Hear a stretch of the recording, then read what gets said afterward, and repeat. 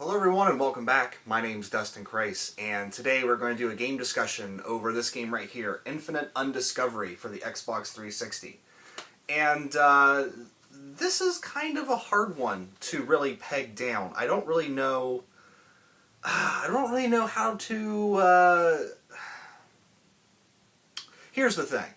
I really enjoyed my time with it. I think for me it was, I only paid $8 for this like 3 years ago, and I just now got around to it. And for me, I really enjoyed it. Now, that being said, I'm kind of putting a buyer beware on it because there are a lot of flaws with this game. It does a lot of things. It does a lot of things, but it does none of them particularly well. It's not something that I'm going to tell you to run out and buy. But I'm going to tell you that if you enjoy RPGs and you are a little starved for a Japanese RPG, and you see this in GameStop or in any used game store, and it's below $10, think about it a little bit, because it's definitely worth at least that much. So let's go ahead and get into it, talk about the storyline, which I have to say, the storyline is... it's okay. This is going to really make it sound like I did not like this game, but I actually kind of really enjoyed my time with it. The storyline is okay. What it suffers from, it has a lot of interesting ideas, but it just, like most voiced RPGs, it suffers from a bad translation and sort of mediocre to subpar voice acting.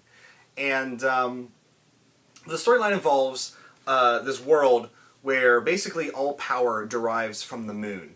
And this sort of army called the Order of Chains has ensnared the moon with these huge chains. And of course, you can see it on the cover there. It's on the cover. Sort of a ridiculous, Japanese RPG storyline. But they've ensnared the moon with these chains and are slowly pulling it down to crash with the planet. And it's up to our intrepid heroes, Capel, who later joins Sigmund's army. It's up to them to sort of stop it. It's the traditional JRPG storyline with sort of the over-the-top ridiculousness of chaining a moon to the planet and slowly pulling it down. Other than that, yeah, I mean, there's a lot of cool ideas that the story presents. There are a lot of characters in this game, and it kind of goes into a little bit of a gameplay aspect that unfortunately is underused, and even when it is used, I don't really see the point of it.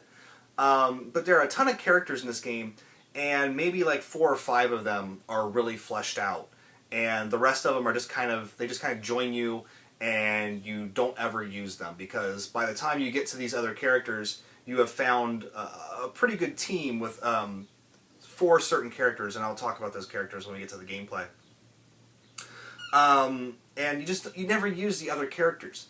And like I said, the translations are bad, the voice acting is bad, the mouth movements never match up to what people are saying. People be standing there gesturing with a closed mouth, talking, this long bits of exposition, and all of a sudden their mouth will just go, and then it's more, and that's supposed to cover the entire breadth of the conversation. And it's just sort of a weird, glitchy type of game, but I don't know where I was going with that. I kind of lost track. But yeah, it's just the storyline, it'll keep you playing. And I think the gameplay is really what kept me playing, because it reminded me of another game. Yeah, as far as the storyline goes, it's serviceable, but it's not going to, you're not going to be like, oh my god, Infinite Undiscovery is the end-all be-all of JRPGs. But it is, it is an interesting story. The gameplay, really this is where the game is sort of kind of an unsung gem, because it has a lot of things in it. This game will only take you, it only took me 20 hours to beat. Now that's just me going through the storyline. There's an alchemy system in this where you can combine items and your characters can get better at cooking items. There are supposedly side quests, which I'm guessing you have to talk to NPCs. I don't really talk to NPCs all that much in RPGs sometimes, especially this one where it's the dialogue is kind of so slow to get started. I was just like, fuck them, I don't care. Unless I have to talk to them, I'm not going to. So I probably missed out on a lot of side quests and things like that. But there's a lot going on here. First and foremost, this game reminded me a lot of Xenoblade. That being said, do not take me saying that as me saying this is, you know, as good as Xenoblade. No. I'm not saying that.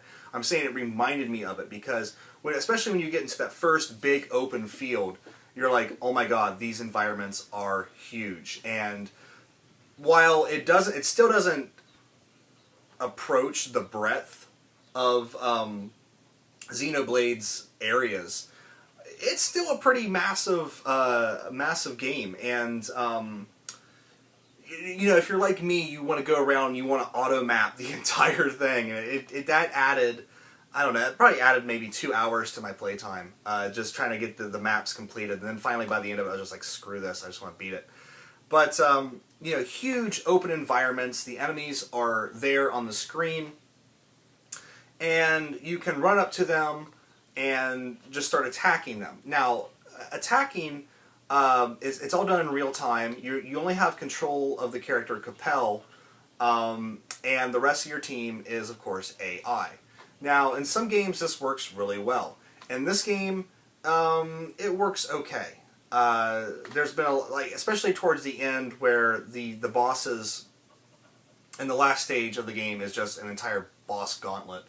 The bosses are just throwing incredible damage at you and just, you know, almost killing somebody off with one hit.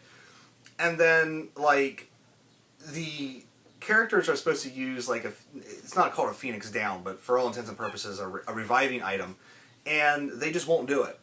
So, in order to revive a character, you have to go in, you have to press select, go into the menu, go to the item, select that, go down to where the miraculous medicine is, select that, and then select the character you want to revive. Now, this would be great, except the action's still going on. Like, the menus are transparent, so you can see through them. And the action is still going on. So the enemies are still wailing on you as you're trying to revive the other character. Now, sometimes they will revive your character, but more often than not, you're going to be going into that menu to try to revive characters, and it is a bit of a slog to do that, because it's so hard to navigate those menus and then sit there and watch Capel's health just go down, down, down. And if Capel dies while you're doing that, it just closes out the menu. And if Capel dies, he just lays there on the ground, and you just sit there and watch your AI companions fight this monster and hope that they use a miraculous medicine on Capel to revive him. You can't switch to one of the other characters and take control of them. So there's a lot of frustration with it. Most of the battles are really, really easy, overly simple. But like I said, when you get to those, like basically the final boss himself, I had to redo that a couple times. Duncan, come here. Stop it. Just stop it. I had to redo that final battle a couple times because they would just slaughter Capel, and then nobody would revive him. And I'm just sitting there watching my team just get, you know, annihilated. Now the thing of it is also, if your Capel gets, you know, knocked out, slowly this black bars will come down to sort of close out the screen, and then if that happens, boom, game over. So maybe there is a way to take over control of the other characters, and I just didn't, you know, read it in the manual or something, but I had to restart a few times for that. Like I said, there's an alchemy system in there. Really, you don't need it all that much, although it does come in handy in some of the later dungeons that are a bit longer, because you don't really have access to towns and shops as much as you would think in an RPG. And unless you do a lot of item stocking and really conserve your items, you're going to be spending a lot of your money on weapons and armor, and you're not going to have a lot left over to buy items. So the alchemy system is important so you can make your healing items and your revives. And if you want to get in on that, you need to start building characters, their alchemy skills up early in the game, because they have to level up in certain tiers in order to be able to make certain items. So, like, towards the end of the game, I was running out of miraculous medicine, and I was kind of far away from a town, so I was trying to level up one of the characters named Michelle to where she can create miraculous medicines, but I ran out of items and I couldn't get her alchemy skills up high enough. So I had to kind of backtrack a bit to go to town and buy 99 miraculous medicines, and that lasted me to the end of the game. But, you know, you can kind of screw yourself a little bit in this game because, like I said, certain characters can create certain items. Like Edward is really good at creating weapons. You know, and if you don't level those characters up or use those characters, you know, you're not going to be able to do that kind of stuff. And it kind of sucks because the game is short, and it doesn't really give you an opportunity or a reason to experiment with a lot of the other characters. So you might there might have been a great character in the, God, I don't even know how many, 16 characters in this game. But I had a party that could, you know, kind of decimate everything that came along my path, and I just used those. The other sucky thing about it is when you're on the overworld map, you can what's called combine with another character in order to use one of their skills. So you can combine with Aya and use her bow to snipe enemies. Or, I can't remember his name, but he's this big guy with an axe with a terrible voice. You know, that kind of character. You can use him to break blocks that, you know, block your path from treasure chests. Never really used him, so I missed out on a lot of treasure chests, and really it didn't impede my game at all. So I might have missed out on some great pieces of weapons and armor, but it didn't slow me down at all. Another character can create treasure chest keys, and it's not so much of a big of a deal when you're out in the dungeons and the environments, because you can just use your sword to hack open the treasure chests, and you might run a risk of breaking the item that's in the chest, but more often than not, you'll just get the item in the chest. I never leveled that character up to get those keys, so when you're in town and you can't draw your sword, there's a lot of treasure chests in towns that I missed out on because I just didn't craft any keys. And again, it didn't slow me down. I didn't lose out on any... I probably lost out on some major pieces of weapons and armor, but I still beat the game. So there's a lot of things in this game to do. It's just the game does not give you any incentive to do it. You could spend... You know, people said they spent upwards of 60 hours on this game. And, you know, I can certainly see if you want to get into the crafting and side quests and things like that, you probably could. But for me, I beat it in under 20 hours. And really, I got what I needed to out of it. So there's other things, gameplay-wise, that I'm just kind of skipping out on. If you guys, you know, want to... if you guys want to look more into it, I'm sure there's a ton of videos out on YouTube to really just go into everything that the game would have to offer. Hey guys, a little quick explanation here, because I forgot to mention it in the original video. The reason why it sucks so bad when, you know, you have certain characters that have certain abilities and you never use them. You can only switch characters in town. So when you're out in dungeons or you are out just in the field, you are stuck with the 4 characters that you have chosen, and you cannot switch them out unless you go back in the town. Now, at certain points in the game will prompt you to reorganize the party, and you can do it then. Another big thing about the characters, which I was going to say, you know, I was going to talk about in gameplay, it was kind of an interesting idea, but it never really got used. You can actually have up to 3 parties running around in certain dungeons. And there's a way that the AI parties, I guess if you outfit them right and have the right characters in there, you get a score at the end of that dungeon based on what they did. So I never really figured out how to effectively do that, and it only came up in a couple dungeons.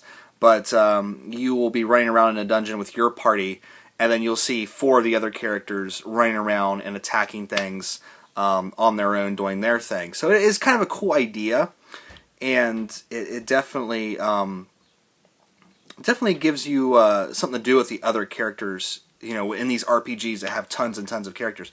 But it just wasn't utilized enough, and there wasn't really a big explanation on it, on, you know, how you use those other characters. So it was just kind of something that I did. So that was just a quick explanation. So back to the video. But for me, if you're just looking for a 20-hour action RPG for $8, you know, you could do worse. The graphics, this is a 2008 game. And I'm assuming that they probably took a year for them to translate and bring it over, so it might actually be a 2007 game. So the graphics are not that great. The characters are kind of dead behind the eyes. They look very plasticky. One thing I always notice about JRPGs is they always put, like, ever since Final Fantasy IV, they always put this set of twins in the game. And the twins in this game are both annoying and incredibly creepy. I do not like those characters, and I only used them when I had to. But yeah, the character models, they look nice. Like, there's certain angles that they look really nice from and very detailed from. But then when they start to move and start to interact with each other, it really breaks that wall, and you're like, oh my god, these are, you know, it's a 2008 game. The environments, while the outside environments are very beautiful, there's that big open field at the first part of the game that, like I was playing it, I was really getting that Xenoblade vibe. And then as the game went on, you know, it kind of lost it. But man, when I first went out to that huge open field and enemies were just walking around and you could just see for, you know, a long distance, I was really getting that Xenoblade vibe. But then it kind of went downhill after that.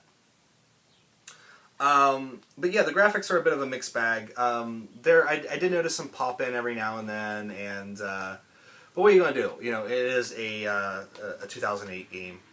The music is actually very good and very serviceable. I really enjoyed the music. Am I going to go out and buy the soundtrack? No. But while I was playing the game, I did enjoy it. The voice acting is, like I already said, it is pretty bad. I don't know why. I really wish RPG companies, if they're not going to invest in, like, good voice actors, you know, they're just going to, you know, get the janitor to come in and say a couple lines. I don't know why they just don't leave the Japanese track and just translate the text. You know, I don't know. I think if people that play RPGs, I don't think anyone out there would really mind that. Or at least give us the option to have the Japanese audio. Because, you know, I can't tell if a Japanese actor is a bad, you know, actor or not, because I don't know the language, I don't know the inflections, you know, I just like the sound of Japanese, you know, like the very deep voices they have, and like all the girls are like, oh, you know, really high voices. I can't do it because my voice will crack, but you know, I really like that, and that was really kind of racist and awful, but you get the point. And then when they bring them over here, and they give these kid characters, these, I don't know, for some reason the overly cute voices in English just sound dreadful. Like, I can take, like, the highest pitched Japanese voice actor in the world, and I think it sounds great. But when they start bringing these kid actors in, and it just nails on a chalkboard. And, you know, I can't remember his name again, but he's a big axe swinging dude. I want to say Babagon or something like that. His voice acting is just atrocious. You know, it's that, you know, he's a big burly guy, so he has to have a big gravelly voice, you know, and it's just, I just did an infinitely better voice acting than what the guy did for the game, so. But yeah, Infinite Undiscovery, I paid $8 for it, and I got my money's worth. I got a short 20-hour RPG that I actually kind of enjoyed. I will say that the storyline is pretty lackluster, and the voice acting mars it, but will I go back to it and play it again? Probably not. But if you're looking for just a serviceable RPG and you don't have anything else on the plate, you know, nothing's really coming up to tickle your fancy, and you see this and it's dirt cheap, I would say get it. Or if you're like me and you just like collecting RPGs, although it seemed like this was in every GameStop that I went to for a long time, and now it's kind of getting hard to find. At least I haven't seen it in my local area, but that, you know, doesn't really say much.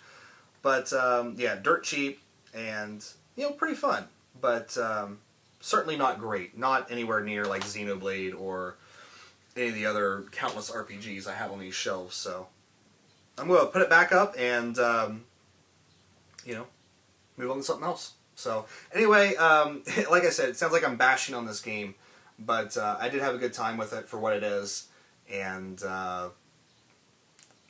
it could be better, but, you know, it could have been a lot worse as well. So anyway, that is my discussion for Infinite Undiscovery, brought to us by Square Enix. I should say also, this was made by Tri-Ace, the people that do the Star Ocean games, and they did Resonance of Fate.